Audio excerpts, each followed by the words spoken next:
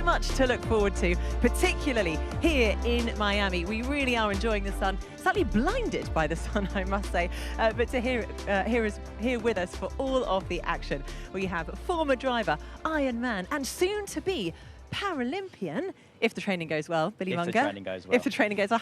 How's the training going so far? It's starting. There's still 3 years to go though, Nikki. 3 years to go. Well, you know, start early.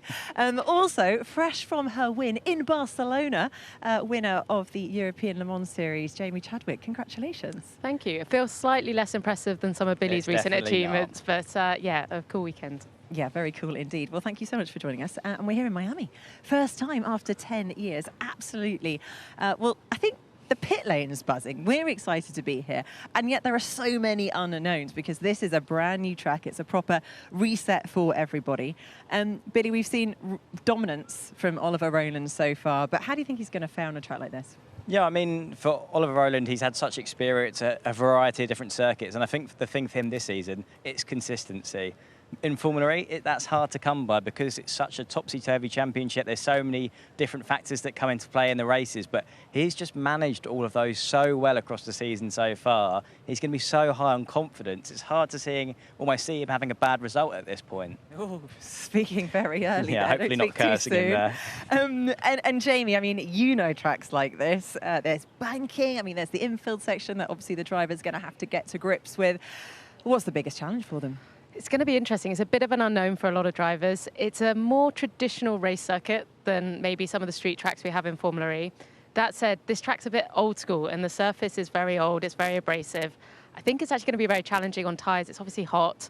I think that's going to favour some teams more than others. And obviously with a long break, some of the teams I'm sure have made big steps, maybe some of the other teams less big steps. So I think it's going to be maybe a little bit of on its head this weekend in comparison to before. Yeah, it's been a long break since the last race, the doubleheader in Jeddah, 8 weeks. But, you know, the drivers have not been resting on the laurels. The teams haven't. They've been working tirelessly hard, studying on the sim. I mean, I think one of the reserve drivers was talking about doing over 1,000 kilometres of testing in the sim. That's crazy. It is crazy. I think that was Oliver Askew in the Andretti. So, and he's done a lot of laps here as well. And we spoke a bit about it before. I think Andretti, knowing this track, someone like Oliver Askew doing a lot of laps of this track, that's going to help. Every little bit helps in this kind of level. And so anything that they can do is going to make a big difference. Well, it was 10 years ago, virtually to the day, that Nico Prost for Renault Edam took the first win on Miami soil. It was a very different era of Formula E. The Gen 1 car, when the drivers had to swap car halfway through the race because the car battery didn't go for the full extent of the race. It was an amazing moment to see him be crowned the winner. But so much has changed, and you know, we've got an entirely, or virtually an entirely new grid. I think 4 of the drivers who raced 10 years ago are here again today. So there's a lot to prove today. Yeah, lots to prove. Like Jamie said, a very different track from what we've seen recently in Formula E. So yeah, lots to be excited about this weekend here in Miami, isn't there? There is indeed. Well, the first proper session of the weekend. Shall we find out what is going to go down? Let's find out who put in the work over the last 8 weeks and what has paid off. Let's go to our commentator, Tom Brooks. Thank you very much indeed, Nikki. The green flag flies for the first time in 55 days since the checkered flag fell in Jeddah, and we are so excited to be back in the United States of America and at a brand new venue for Formula E in season 11. The Homestead Miami Speedway is the circuit, a new challenge for the drivers, and particularly challenging conditions this afternoon. About an hour and a half or so ago, we were due to get underway with the shakedown. However, there was a deluge. The circuit was pretty much underwater with the safety car going round, and as such, the session got cancelled. So this is the very first time the drivers have ended up on circuit in their machines around the Homestead Miami Speedway. So what can we tell you about this track? Well, it's 3.5 kilometres long. It's a roval, so it's part road course, part oval. We are using part of the banking here this weekend. It's actually the longest circuit on the Formula E calendar in season 11, and it runs in an anti-clockwise direction, one of 4 anti-clockwise circuits on the calendar for this year. You can see as the 2 Nissans make their way through and on the run down in towards the next hairpin bend. This is down into turn 8, a prime overtaking opportunity, and you can see, despite the fact that it's very warm, very, very humid here in Miami, that there are still a few damper patches offline on the circuit. Shouldn't be too much of a problem for the drivers, but certainly something worth considering. Down into the chicane of turns 10 and 11, you can see the abrasive surface is then swapped for a big old patch of concrete as the drivers come back onto it. The white line there right up onto the banking on the left-hand side of the picture, and then on towards the final corner to the start-finish straight. It'll be very interesting to see what happens here this weekend. Of course, a new challenge, and a long time since we've been out in Formula E. 8 weeks, a lot of time for teams, for drivers, to use this as an opportunity to reset, to get some software developmental updates in here as well. Jamie Chadwick and Billy Munger joining me in the commentary box.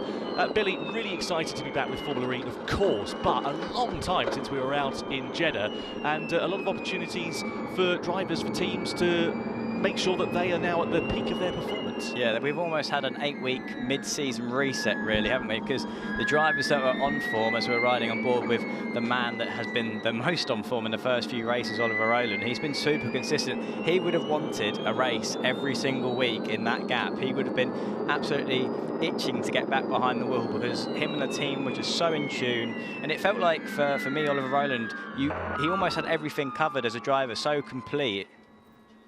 Full course yellow, please. That's Marek Aniszewski there, just doing a full course yellow test. This is a standard procedure in Formula E, so what we do is we do it in free practice 1.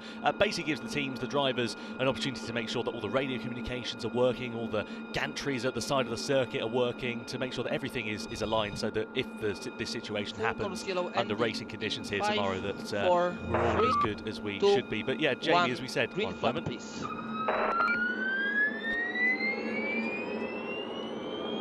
But yeah, as we were saying, so a lot of opportunities for things to change here, Jamie. And you've driven this circuit, you were saying before you came into the commentary box, incredibly abrasive surface. How do you think that's going to create a challenge for the drivers? What does it mean? I think it's going to be tough, to be honest. Obviously, hot conditions, abrasive surface, a tyre that, you know, is designed to be durable and designed to not necessarily be these peaky kind of one-lap tyres. But when they tested in Jarama earlier in the year, it was similar to this, and it was the same sort of situation where they found they were getting this one-lap peakiness of the tyre, and then it was very difficult in the race runs to manage it for the distance. So I think it'll be exciting if that is the case. It's going to make it a more one-lap focused qualifying session potentially, and even in practice it's going to be difficult for them to make meaningful setup changes as the session goes on.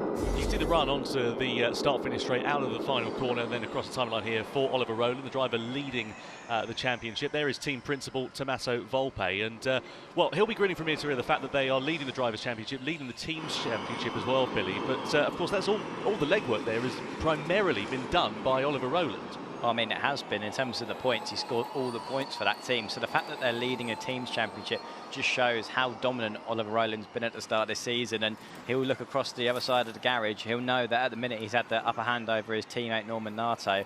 And Norman will know, because he'll put pressure on himself to deliver, as all the drivers do, that he's really got to find that performance that's clearly within the car. And I think this car really suits Oliver Rowland. He's quite aggressive as a driver. He drives in the seat of his pants, where he's often on the limit, rarely over it, in the sense that he has a very good natural ability not to make too many errors in that sense, but he is, I think, in a very good situation with this car in terms of getting the most out of it, which some of the other teams and drivers are struggling to do. Just saw the Porsche there of Antonio Felix da Costa going through turn 4. That's where the attack mode will be activated under racing conditions. Gives drivers an extra 50 kilowatts of power, but also four-wheel drive in Gen 3 Evo. Walking the circuit there earlier, Billy, there's a lovely bit of camber on the inside of that corner. Really can hook it up, but on the outside, where the attack mode is going to be activated, it sort of falls away, that camber. So I think the problem you've got there is that when the drivers come back onto the racing line in racing conditions, that there is a possibility they're going to be very, very close. Everyone's going to want the same piece of tarmac, to be honest, when we get to the exit of that corner. And attack mode here is particularly interesting, in my opinion, as well, because the next corner after the attack mode actually favours the people that use attack mode, because they're on the left-hand side. There's a left-hand corner that comes out. So if you do run side-by-side through the part of the lap we're watching there, as it looks like someone's just taken up some spray, maybe on the inside of the curb, potentially, or just on the inside of the circuit. Yeah, as we said, huge downpour here earlier. The track is primarily dry, but as you can see, the grass on the inside of the curb, they're just holding a little bit of water, Jamie. I think that shows how much camber there is actually there, because it's sort of all fall down into the bottom of that corner at the apex. But it's riding incredibly quickly, so it doesn't surprise me that there are a few places that need a little bit of drying up still. And maybe Mitch was doing that intentionally to try and speed up the drying process a little bit.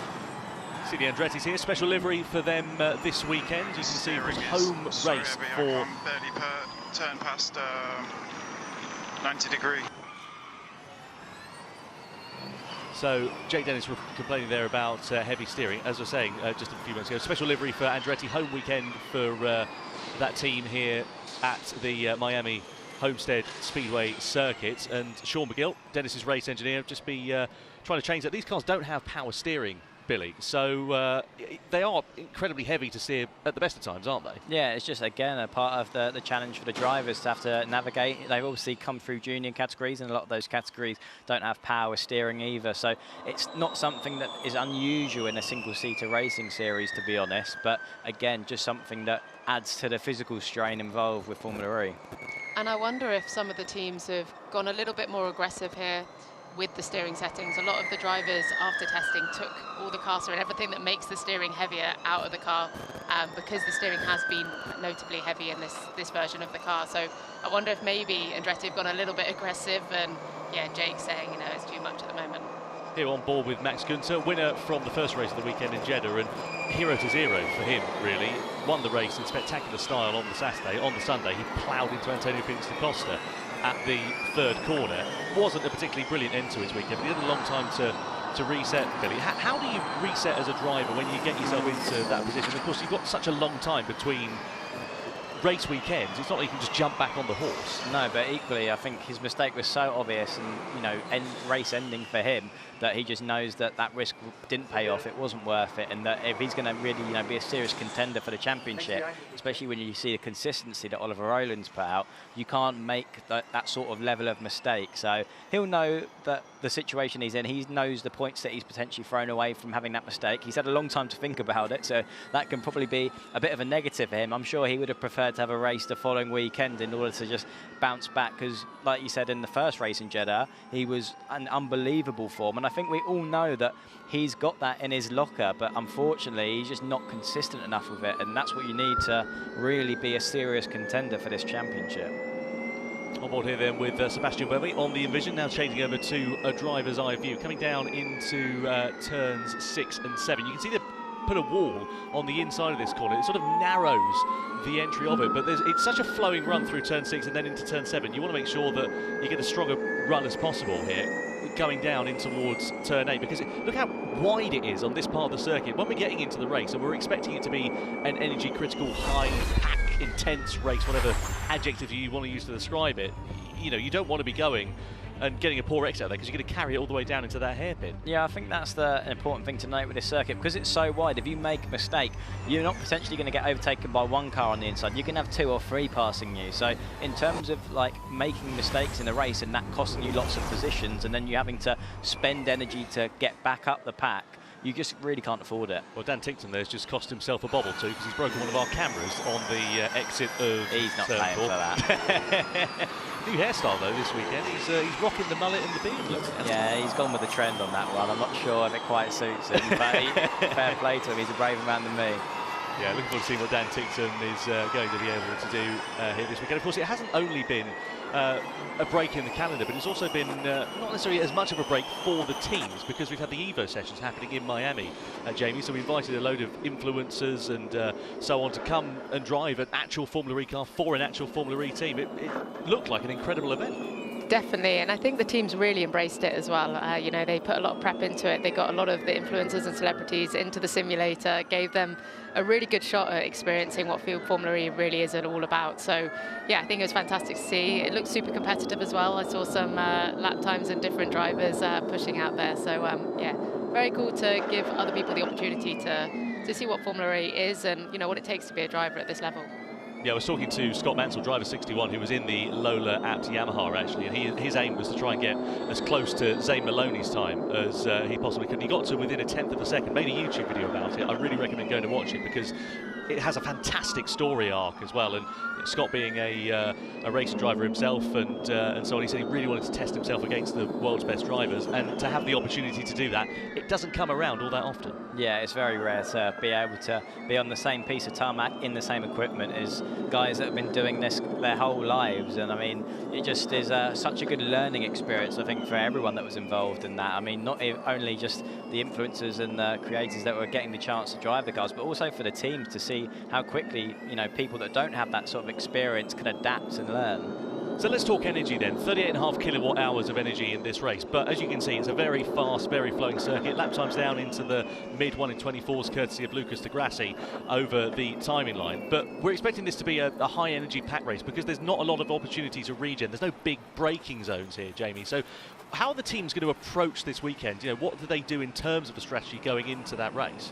I think, as you say, it's going to be a high energy race, so focus has to be on conserving energy as much as possible, and I think that's where the pack racing that we've seen previously will come into fruition. Oh, Dan Ticktum just getting caught behind Edo Mortara in the Mahindra. Drift there, wasn't it, Tom?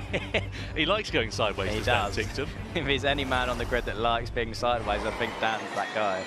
Yeah, we're a little bit clenched in there, Dan Ticktum, but thankfully all okay. Keeps it on the straight and narrow, sitting third fastest at the moment. Looking at Maserati, they are 7th and 8th quickest, Jake Hughes and Stoffel van Dorn. Let's go down to Alexa, who's catching up with their team principal, Cyril Blaze. Thank you so much, Tom. Yeah, I'm joined by Cyril. And Cyril, there's been a bit of a chat over the last few weeks about the team's ownership situation. We'd love for you to just clear things up and tell us from your perspective what's going on.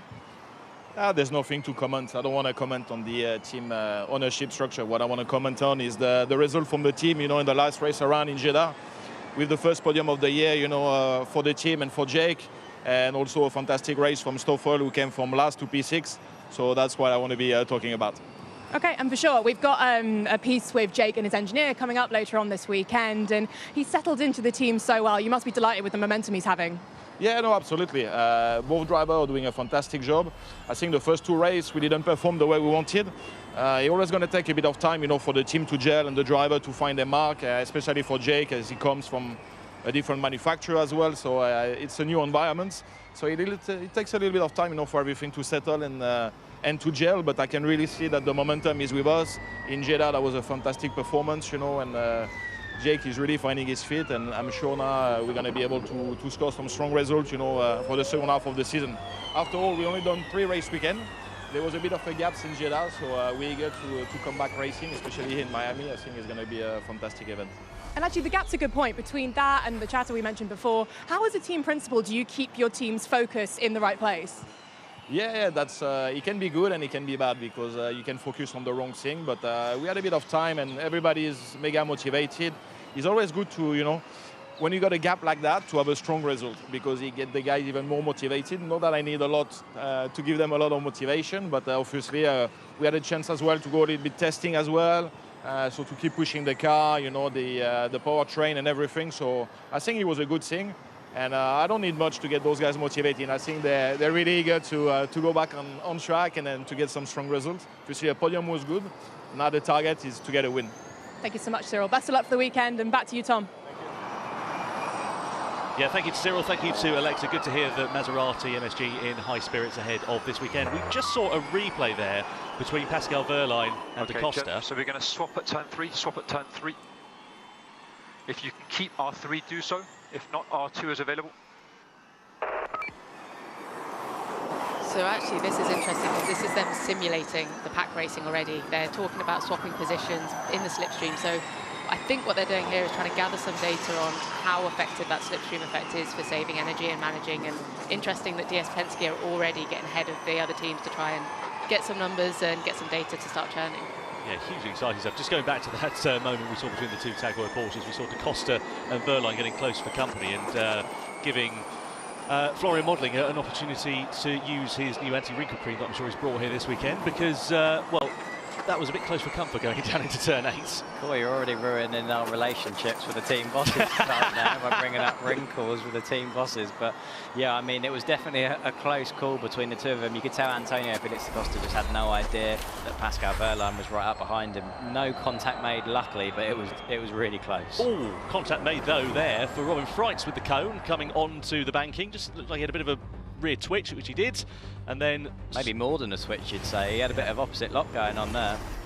Yeah, managed to gather it up all okay. Took the cone out in the process, did Robin Freitz, and no harm done. Down in 13th position at the moment. Teammate Sebastian Buemi in 19th place at the moment, but still just over 23.5 minutes left in the session. You can see the two Maseratis here pretty close for company as well, trying to replicate what we saw with the DS Penske's.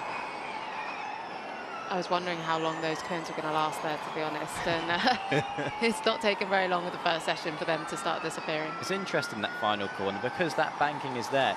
You almost saw Robin there have that moment, but as soon as you get to the banking, it sort of squares the car up and it gives the drivers a bit more grip, where it sort of allows them to, get hold of anything if it's a bit loose. So it's interesting to see their approach there. Are they going to allow the car to move underneath them, carry the speed through the corner, and knowing that the banking is going to sort of help them out further around? Well, the thing is, with Formula E, the cars do move around a lot more than you'd have with the car on slick tyres, just because of its very nature. You've got tread blocks, they move on the surface and so on.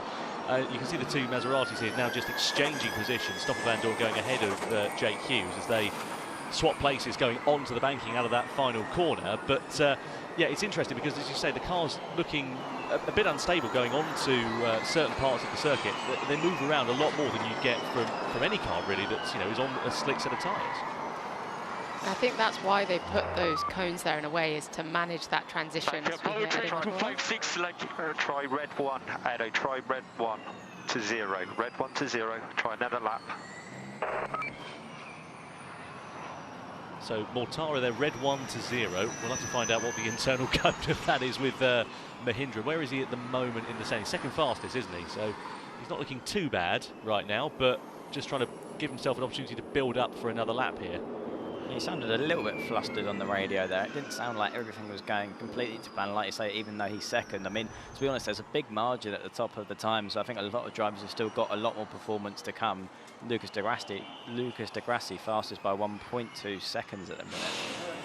Yeah, see what the rest of the drivers and teams are going to be able to do. Here is Da Costa now being pulled back into the box to have a chat with his race engineer and work out what changes they will be making going into the remaining 20 minutes of this session. In terms of his performance in the United States of America, it's actually been quite a happy hunting ground for Da Costa. If you remember when we raced in Portland, he had some strong results there in 2024, doing the double, of course, going into the final weekend of the championship with an opportunity to win that outright. But here, of course, very different kettle of fish at this Miami Homestead Speedway. Looking at Dan Ticktum here, just coming through into this final sector, you can see they're really using a lot of that curb on the inside coming into this final infield section. Yeah, I think a lot of the curves towards the end of the lap are actually usable for the cars. Some of the curves earlier in the lap are a little bit more aggressive. I think you're seeing drivers maybe stay away from them a little bit more, but particularly in that quick left-hander, like you say, they're really using all that inside curve, opening up that corner just to carry the speed through there as much as possible.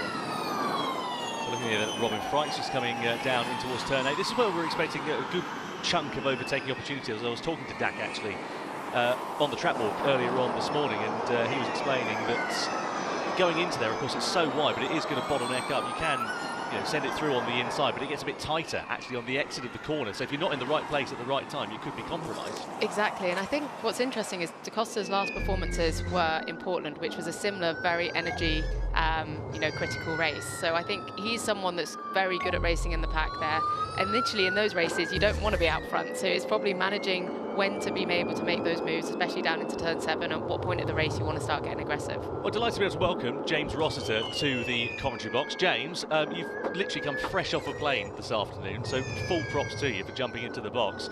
But looking forward to seeing what is going to happen this weekend here in Miami. Yeah, super exciting weekend ahead of us, I think.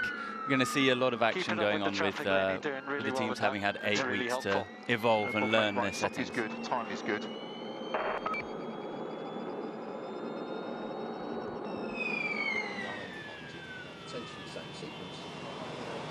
So just there from Sam Bird to his race engineer Stephen Lane, just talking about the traffic, and that's one point actually I wanted to talk about, because we have seen a few drivers getting caught up. There's a lot of blind corners, a lot of fast corners, and you were commenting earlier, James, it seems very much like a one-line sort of circuit, especially on this infield part of it. Yeah, it does seem like there's one line. It also seems like a lot of the camber that you guys were talking about earlier, it really makes the steering go super heavy in those moments. So it's one line through those corners. We're seeing everyone starting now to push a bit harder, and you see it even clearer. I do wonder how many people are going to start cutting the grass or ending them up on the grass as we progress in this session. Yeah, doing a good impression of a lawnmower, a bit like Suzuka last weekend for Lando Norris. Just looking then here at Pascal Wehrlein, got quite friendly with his teammate a few moments ago, going into turn 8. I have to say, going into this chicane actually out of turn 9, turns 10 and 11, there's a big surface change you can see there, concrete after the abrasive tarmac. Is there a possibility you think that that could get rubbered down quite a lot as the weekend progresses? I think we're going to see a lot of rubber going down. It depends whether it rains again, as you said earlier, there was a lot of rain, and whether that rain will then wash it away. But I think there will be a lot of rubber going down. There'll be a lot of track evolution, people figuring it out. One of the questions I have for you, Jamie, actually, you've raced here. There's a corner here where you come off this banking, and there's some grass. Do you cut the grass to gain lap time? You try not to be honest. It's a bit awkward in terms of phases. So here at turn 1, you kind of want to be able to exit and open your hands up, but you can't because the grass is there, and especially as we see in the rain, you can't really be using that grass. But at the same time, I think we see it a little bit in Mexico City as well. These guys are going to be using every inch of track that they can, so it's going to not be too long before we see a big hole of mud in those areas. But it's quite common here where it feels like you want to be starting to exit and letting the car run. There's a patch of grass or there's something that stops you from doing that. Yeah. I do wonder here with the tyre temperatures, Lucas did his lap very early, very early, that impressive lap time. And I do wonder that now the tyres are getting quite hot. They've been running for a long time. They've been doing some race runs, some other things. Whether or not they're just losing performance with the temperature of the tyre. So is there an argument to say that going into the dual stages of qualifying that we could actually see the first phase of those sessions being the ones that drivers are able to set the lap times on? Or do you think that traditionally it's more towards the end of that session, isn't it? Yeah, drivers trying to use a colder set of tyres, and normally what we see in the dual system trying to use a hotter set of tyres in order to get the peak performance at turn 1 when you've only got an outlap. So yeah, it will be an interesting play, see how that one works out over the course of the weekend. Certainly. Well, this is Roger Griffiths, Andretti team principal. Just saw Jake Dennis out on track, running 8th fastest. Andretti with that special livery here this weekend. He had a big snap of oversteer, did Jake Dennis. He's just coming into the final infield section. And he just about avoided the grass there on the outside. It looks like in that surface change there's a big bump of compression that just spat that car into a lot of oversteer, and at this point of the session the tyres just are not living with any of that. So here then is the McLaren. Taylor Barnard in the pit lane, Sam Bird out on track, his teammate at the moment, the youngest and oldest driver lineup in the field. And Bird making his way through into this final series of corners. Be keen to see what Sam Bird is going to be able to do, because he's not had a podium since Sao Paulo last year. It's been a long time since he stood on the roster, and if you look on the other side of the garage at what Barnard's been able to do quite incredibly at the start of the season, James, and you know, he's going to have to start delivering those results. Yeah, Sam's been super fast. He just hasn't managed to string together a whole event. It's so high pressure here in Formula E to get practice right, then carry that momentum into qualifying, into the duels, and then deliver the race. And Taylor's been exceptional. I mean, for a rookie, unbelievable, to be perfectly honest. And he's just over-delivered, and I think that's put a bit of a shadow on Sam. But I do think Sam's going to regain his form. Once he puts together a race weekend, I think we'll see him go on a run of podiums, because clearly the car is capable of doing it. So drivers then coming down into the chicane. That's Nick de Vries also with Pascal Wehrlein. You can see a special livery here for the Cupra Kiro team this weekend. They've partnered up with Marvel. This is Dan Ticktum in the box. Feeling a bit under the weather yesterday, actually. He said, don't get too close, I've got a virus. I was like, oh, okay, well, hang on, I'll social distance myself away from you, Dan. Thanks very much for that. But, yeah, seems to be on a lot better form today and ready to deliver some strong results. I have to say, I've been really impressed with Cupra Kiro's resurgence this season. If you compare to where they were last year with their own powertrain, they've got the customer Porsche power unit in the back of that, and it's really given them a new spring in their step. Absolutely. I think we've seen Dan fighting in the duels and making it through and transitioning, which is exactly where he wants to be. I think he's now been in Formula E for a little bit of time. He wants to be fighting for points every weekend, and it feels like he's not necessarily had the opportunity to do that for a while. And again, similar to Oliver Rowland, I think these sets of regulations and the way that the car is kind of suits him. That aggressive style, you know, driving the car on the limit a lot is something that suits Dan, and I think also with the team improving as well, it's given him a good opportunity. Well, just under 15 minutes now left of free practice one. Diaz Penske fourth in the Teams Championship. Victory last time out in Jeddah for Max Günther. Let's go down to Alexa and see what the stories are on the ground in that garage.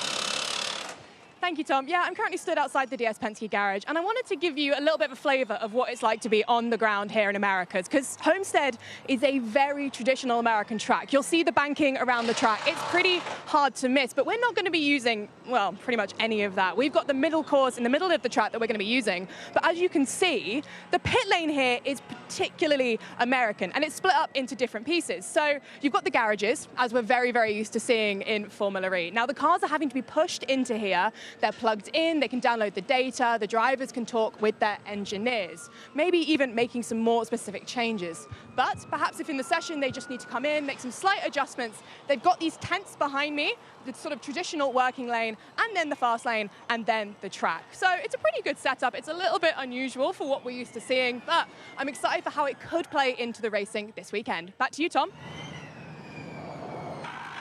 Thank you very much indeed, Alexa. Certainly a unique layout in this Homestead Miami Speedway circuit. Just saw a Nissan having a bit of an off-track excursion. On board here with championship leader Oliver Rowland. 17 points the advantage that he has over Taylor Barnard in the Drivers' Championship, coming into the 5th round of the season. What's he going to be able to do here this weekend? Will he be able to increase that advantage? So just touching shy of 160 miles an hour and going straight on down at turn 8 is Rowland and cutting the grass. Yes, another lawnmower moment. I feel like we're going to see a few of those as the session progresses, when the guy's really feeling the limit, and when he brakes so late, if there's nothing you can do sometimes. And yeah, Oliver showing that there's a little bit of runoff for him to make his escape. Well, he was in a full power attack mode lap. You can see that with the magenta lights on the back of it. So obviously the closing speed is going to be greater, isn't it? Yeah, I think you get the exit of the corner before and you just arrive so much faster. You actually have to brake earlier when you have more power and the four-wheel drive.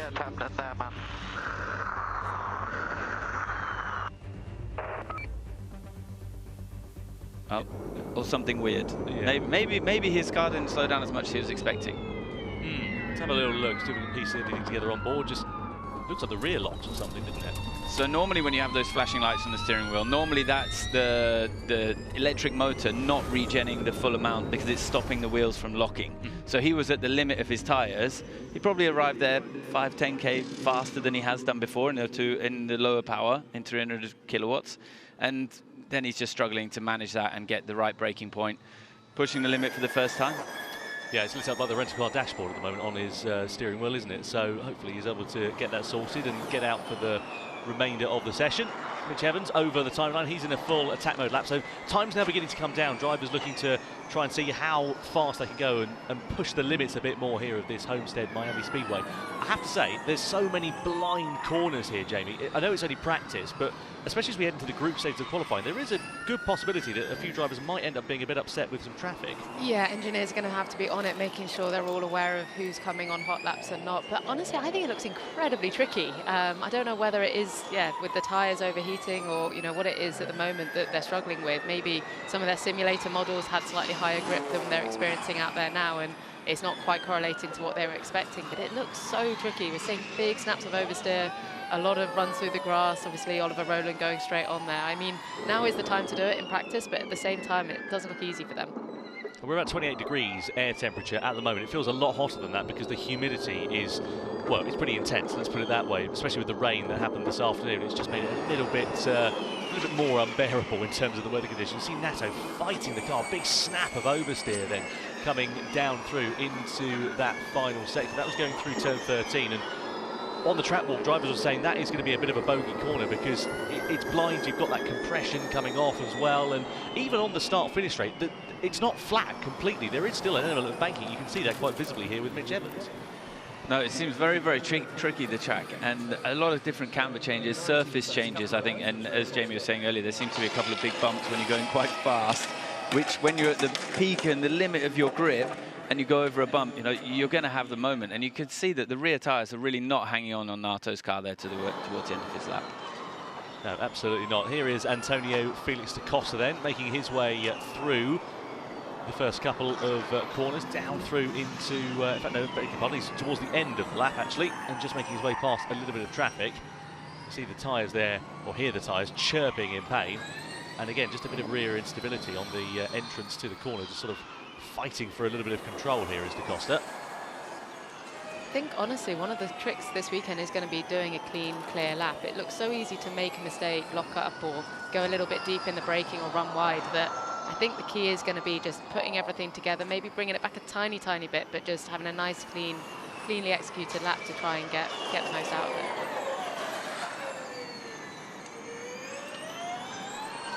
Lock up there for Antonio Felix da Costa down into turn 8. Not the first driver that we've seen do that. If you remember Ollie Rowland just a couple of minutes ago doing exactly the same thing. Thankfully, no harm done there for Dak, but that will have compromised his lap time ever so slightly. You can see they're just about 0.4 of a second down. In terms of track limits, by the way, going in towards this tricky turn 13, it's basically you've got to have 2 wheels to the left-hand side of that white line. That's within the track limits, so that's what the race direction have deemed is acceptable. But I imagine drivers are going to be flirting with those limits because that's what the nature of a race driver is all about. You've got to try and get the maximum lap time out. I think they're going to be over the limit in most places, as we've seen already in this session. So it's interesting to see now everyone's putting their laps together. The Jaguars have just jumped straight to the top. They seem pretty fast, and their car balance seems very good throughout the whole lap, something that's separating them at the moment from the others. Well, Cooper Kiro currently just inside the top 10 with Dan Ticktum, David Beckman down in 21st place. But as we saw earlier on, new livery on their car this weekend. Let's go down to Alexa, find out what that's all about. And isn't it a mega new livery? I'm joined by Olivia from Cupra, and I wondered if you could talk us through what the whole thing is about. Of course, yeah, we have a partnership with Marvel for their new movie going out on the 2nd of May. And we wanted to adapt as much as possible to the movie, so the Thunderbolts. And this is basically, you can see like the color completely changed. It's really, it makes us think about the movie Marvel, like this concrete breaking completely, like breaking the rules. We have also our colors from Cupra Kiro. We have the yellow blending in the concrete. We also have the copper that we find over there. And if you have a look on the front wing of the car, you also have like the 6th character of the movie. So we really try to blend in there. And in the last 2 months, you've had Idris Elba, Mr. Beast, and now Marvel involved with the team. What does that say about this team's ambitions for the future? You know, we are trying to break the rules, and we are trying to always having something new. And this is our ambition, always more. Thank you so much, Olivia. Good luck this weekend. Thank you very much to Alexa, thank you to Olivia there as well. So who will be Captain America this weekend in the garage for the Cupra Kiro team? We'll wait and see what's going to happen there. Currently Ticktum leading that charge. In fact, Beckman's actually just got up to 7th quickest as that interview was ongoing as well. So last 6 minutes now of the session. What do you think the teams are going to be looking at here as we come to a close of free practice 1, James? How are they going to be attacking these last few moments? Chassis balance, trying to understand how to make the tyres last for an entire lap. I think trying to understand how they're working now in the 4-wheel drive mode with 350 kilowatts. Are you killing the front tyres? We heard Lucas Di Grassi on his radio there a little minute ago complaining that he just doesn't have the traction and he has understeer. So he's trying to figure out how to solve 2 problems there. Normally not so easy to solve 1, but solving both could be very challenging. Yeah. You don't want a car that's not handling on the exit of the corner. This is tyre cooling strategy here from Lucas Di Grassi, showing his wisdom at his old age. No tricks will be lost on him. Old age, you make it sound like he's qualifying for a bus pass. I'm sure he won't thank you for that, but I suppose that's actually quite a good idea, come to think of it. It's a good idea. The only problem is if this works, then where's he going to find the rain or the cool patches come tomorrow? So, yeah, obviously tyres are a big issue. I don't know what I'm learning. I'm driving okay. it's undrivable. Let's box this lap, Seb. We have to.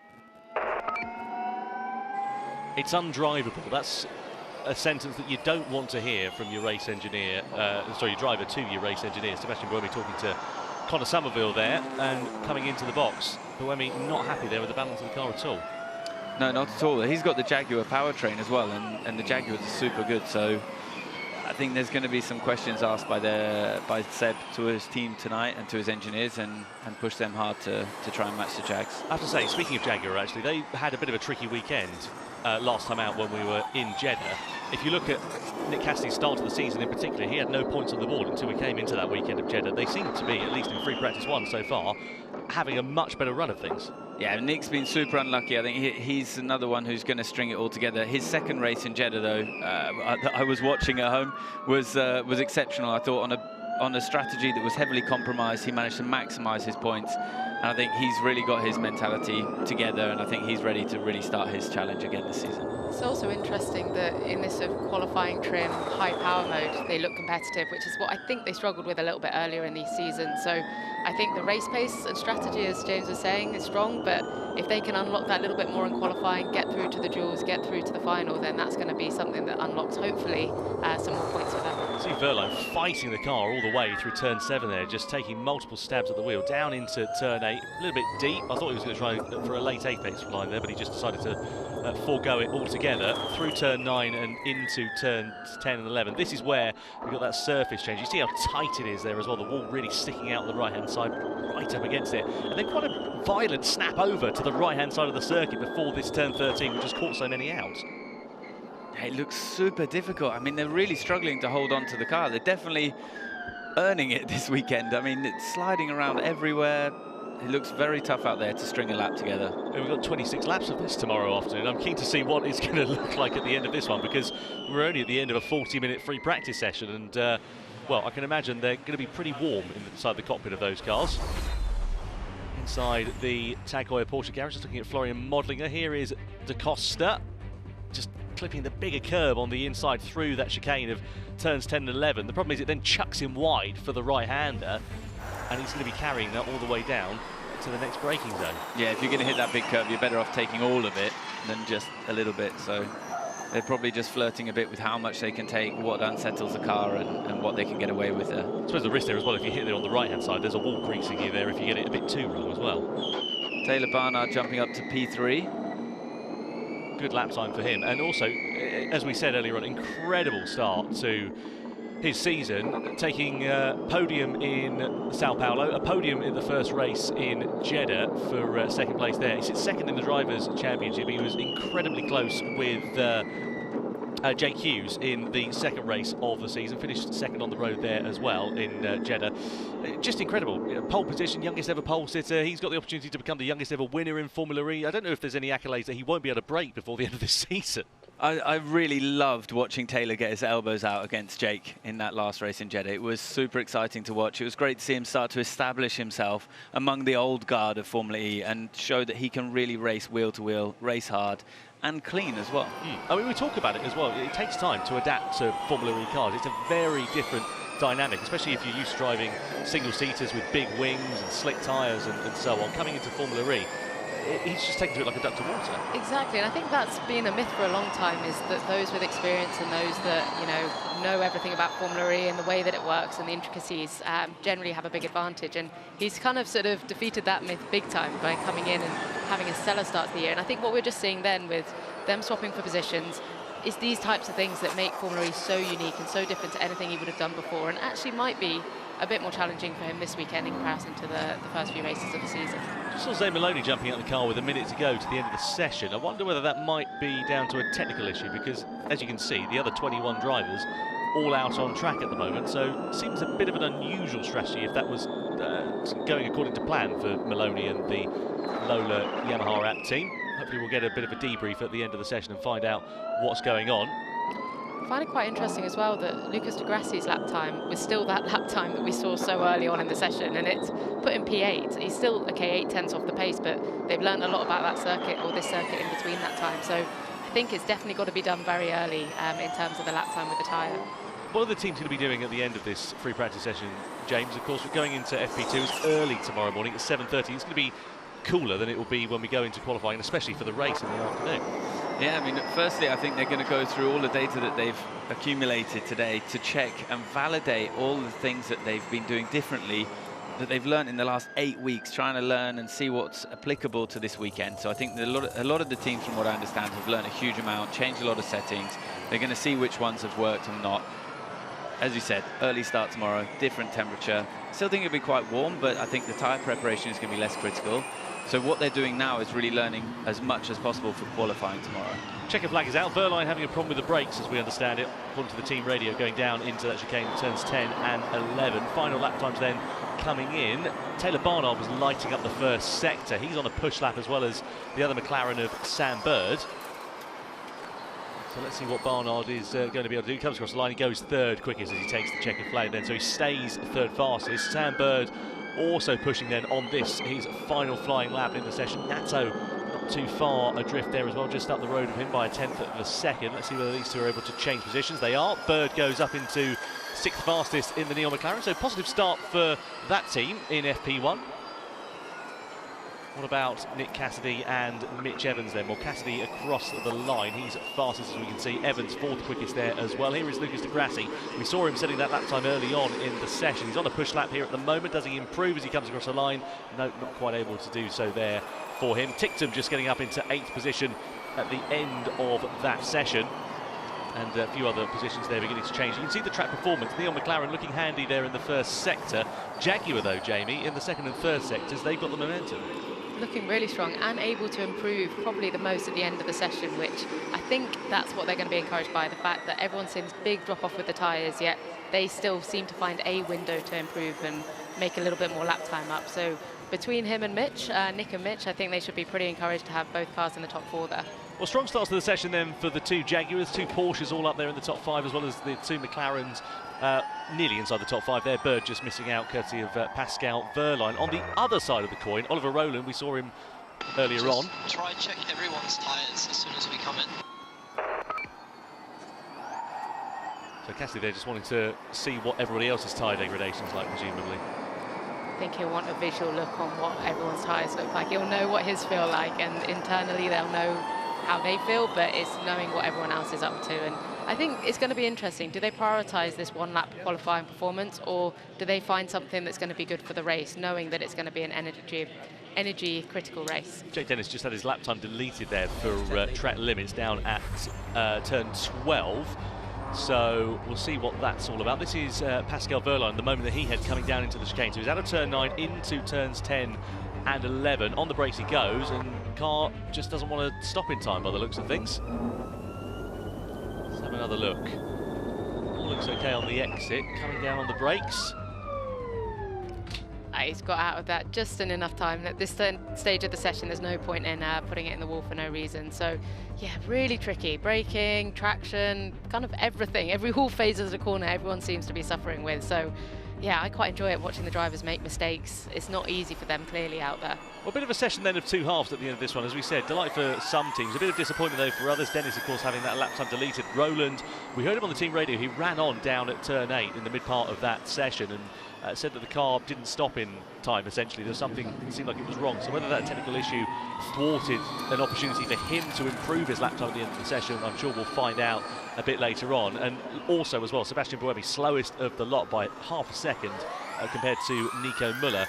Sebastian on the steam radio stating that the car was undrivable at one point during that session. So work to do for him, his race engineer, and indeed for the Envision team. So looking here then at the standing starts. Now, as I said earlier on, Jamie, that start-finish straight, it's still banked. It's not completely flat at all, is it? Not completely flat at all, and actually quite a narrow run into turn 1 there. So this start is going to be quite critical to make sure that you can try and find yourself in a good advantageous position. A few of them struggling a little bit with the grid slots already. But yeah, I wonder if with the banking, there's going to be a big difference, because in America, there's always rolling starts. You rarely have standing starts. So it's going to be a bit of a unique situation to see a standing start on a banked track. Yeah, I'll be keen to see how it funnels down into that first corner, because let's be honest, Formula E on the first lap is generally pretty chaotic at the very best of times, as we see a big old burnout there for Maximilian Günther. Let's get the results, though, at the end of free practice 1 here in Miami. It's Nick Cassidy on top for Jaguar TCS Racing. He'll be delighted with that start to the weekend after a difficult start to the season. He's just ahead of the man who's third in the Drivers' Championship, Antonio Felix da Costa, ahead of the man who is second in the Drivers' Championship, Taylor Barnard, in 3rd place, ahead of Mitch Evans, Pascal Wehrlein. Sam Bird, good session for him, and likewise Norman Nato in 7th place as well. Dan Tictum snuck up into 8th position at the end of that one. He is ahead of Günther and de Grassi inside the top 10. Then you've got the 2 Dutchmen, De Vries and Freit, ahead of Beckman, Hughes, Van Dorn, Vern, Mortara. Then Jake Dennis, a lap time deleted for him post-checkered flag, ahead of Oliver Rowland, who, by the sounds of things, had a technical problem at the end of that session. He was just in front of the Lola Yamaha apt car of Zane Maloney. Nico Müller, not the start to the day for Andretti and their home weekend, 18th and then 21st for the Swiss driver. And Sebastian Buemi also down there in 22nd and last place. Problems with his car. according to the race radio or team radio that we heard earlier on in that session. So they'll be hoping to rectify that, come into FP2 all guns swinging. Here then there are some super slow-mos. Taylor Barnard continues to impress in the Neon McLaren. That team's second in the team standings, second in the driver standings for the youngest ever driver in Formula E. And he's got a good opportunity to take some accolades here this weekend. Da Costa, he'll be pleased with second. This man here, though, Nick Cassidy, it's been a challenging start to his season. He had a lot of misfortune, if you remember back to Sao Paulo when his race ended in spectacular style. But ever since that second race of Jeddah, he's been chomping at the bit to get back out onto the circuit. And he's come out with a fantastic start to the weekend here after finishing at the top of the order. So that does then bring an end to free practice 1. Let's go down, catch up with Nicky, James and the crew on the ground here in Miami. Yeah, we've got a new member of the crew with us again. Oliver Askew, welcome back. How are you? I feel a bit of deja vu standing here with you with the mic, so it's good to be back. Back in the Formula E family, but back with Andretti. Tell us what's going on. Yeah, of course. It's an amazing opportunity for me to be back and contributing to the Formula E team here. I forgot how much I love Formula E after being back in the sim for a few days. I've already done over 3,000 kilometers in the sim, so they've put me to work, and I'm here if anybody has an issue. Wow, 3,000 kilometers, that is I know what a quite kilometer committed. Yes. So tell us then, what did you learn over doing those 3,000 kilometers? And was it what you expected to see in FP1? Yeah, I think so. I mean, most of those laps were done around here, obviously from this area, so I have had a lot of experience around this track, and trying to tell them as much as I can from my experience here, and it's extremely abrasive. The tires come in pretty much right away, and I think that's going to be the theme through the weekend. I have one question for you. Gen 3 to Gen 3 Evo, what are the big differences that you found going on to the sim and prepping for this race? You mean Gen 2 compared to Gen 3? Or Gen 3 Evo, the four-wheel drive, you notice a lot of difference? Yes. And things like this for the quali and stuff like that? Yeah, so in attack, yes, the steering torque through the wheel and understanding that front-wheel drive is definitely a different sensation and something I've never experienced before in any car. So, yeah, it's a challenge for sure. Yeah. Nice. Excellent. All right. And well, Oliver, we're going to hopefully speak to you over the course of the weekend. Yes. What is going to be the conversation going on with the garage now? Did the run plan go according to plan? And what have you learned from this that you can put into FP2 tomorrow? I think it's going to be all about understanding how to prepare the tire for qualifying tomorrow. As you guys can see here, there's so many left-handers, so a lot of energy going through the right side of the car.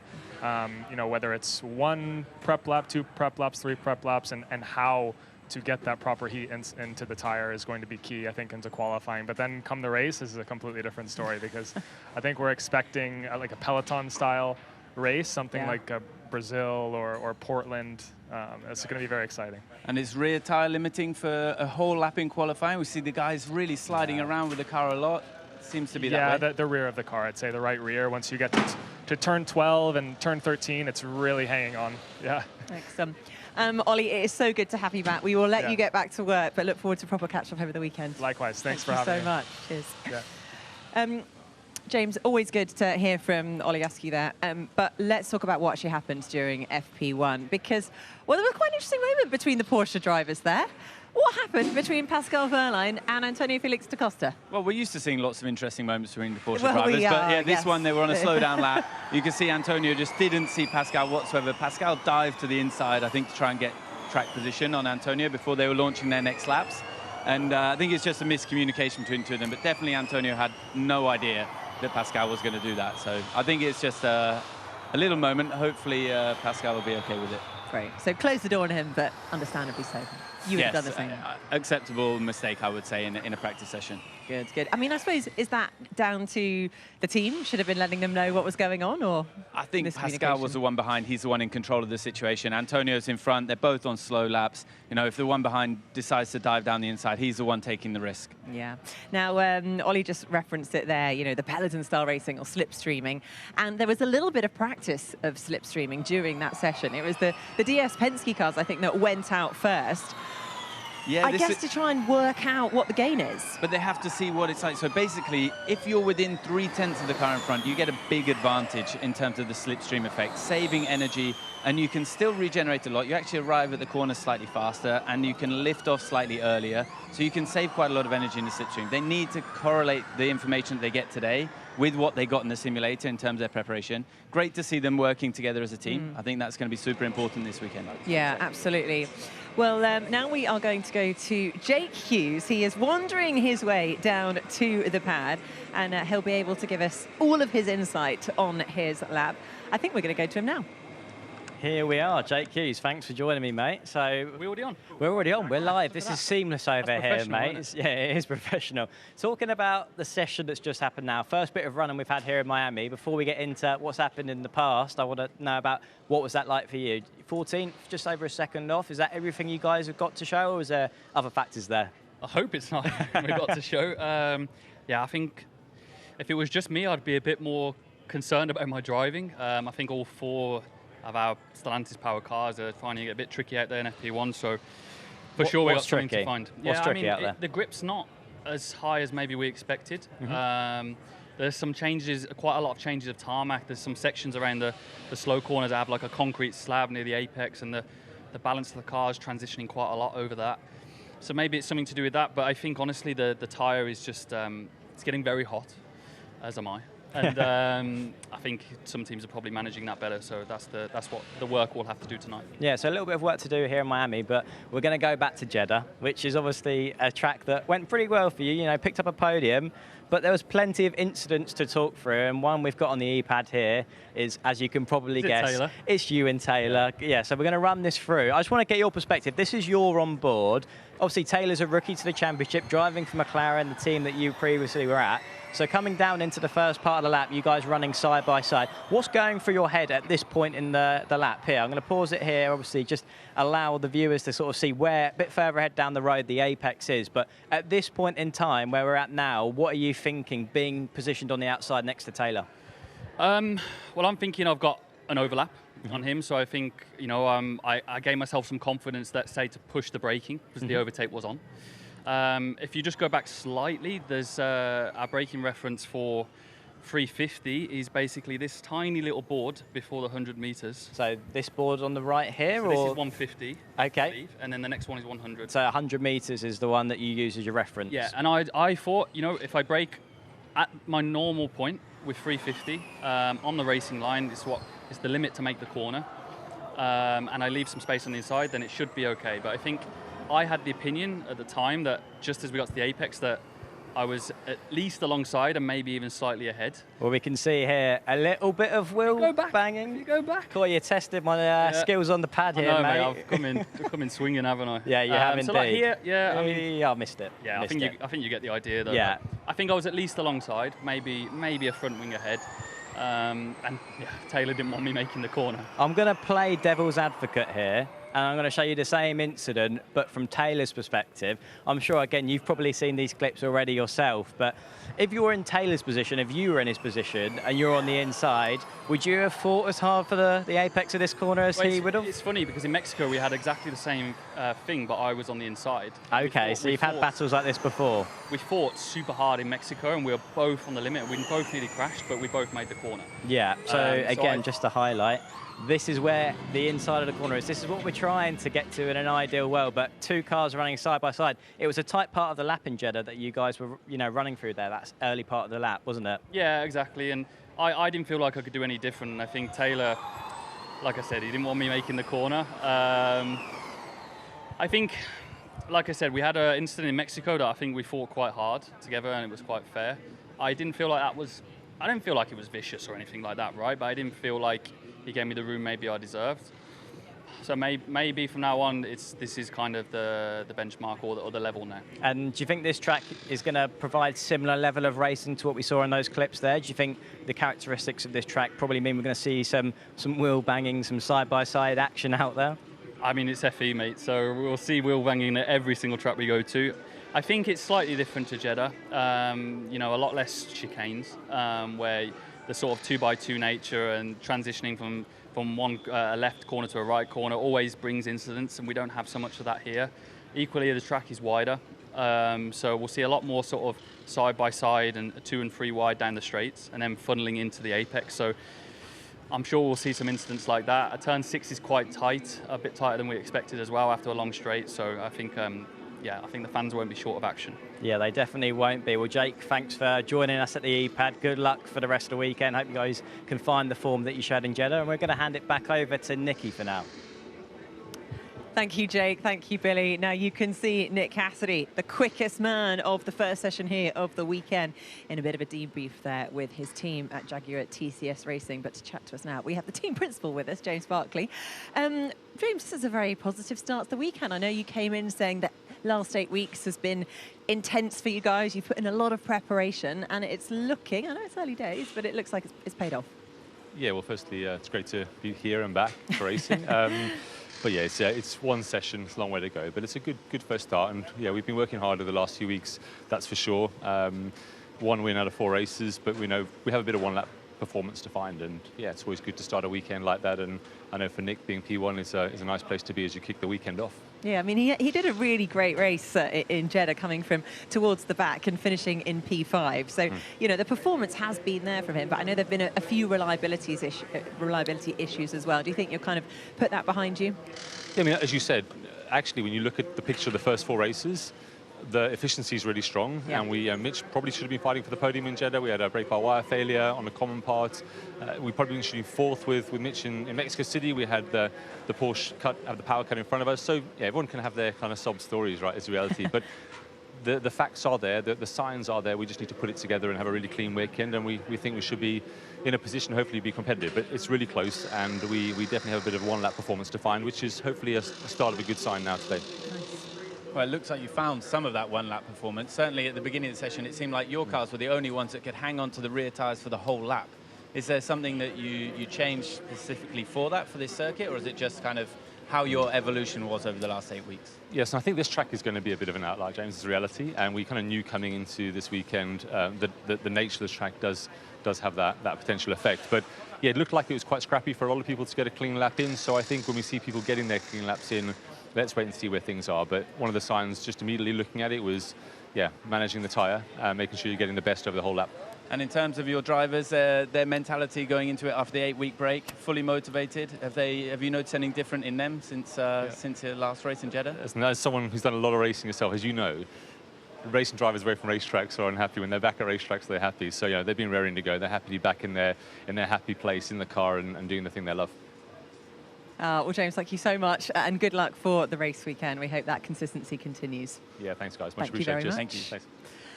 Thanks. Quite interesting that James was also just saying that he did a little test on the sim at Jaguar HQ and put in quite a competitive lap for the Monaco lap. Yeah, it sounds like he's been the secret sim driver, prepping for Monaco. James just let us into a little secret there. So could be the reserve driver at Jaguar. Watch this space. Maybe that's where the step forwards come in, 1-lap pace. Yeah, well, it's going to be a big day tomorrow, isn't it? We have a full-on schedule. We kick off bright and early with FP2. Then we'll be heading into qualifying. Quick lunch stop, and then it will be the race. Do join us. The Miami E-Prix will get underway under the sunshine here. We can't promise you who's going to win, but we can promise you plenty of action. Make sure you set your reminders. Don't miss it.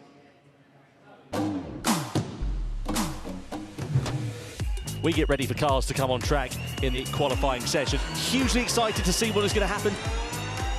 These guys are such unsung heroes, really, and I don't exaggerate that, because they have to manage so much, and then, you know, he's saying all the right things, isn't he, Pierre? Yeah, it's because I want him to give me a fast car this weekend.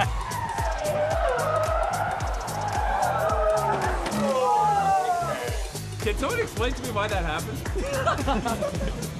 5 red lights are on there, and we are ready to go. The lights go out, and we go racing.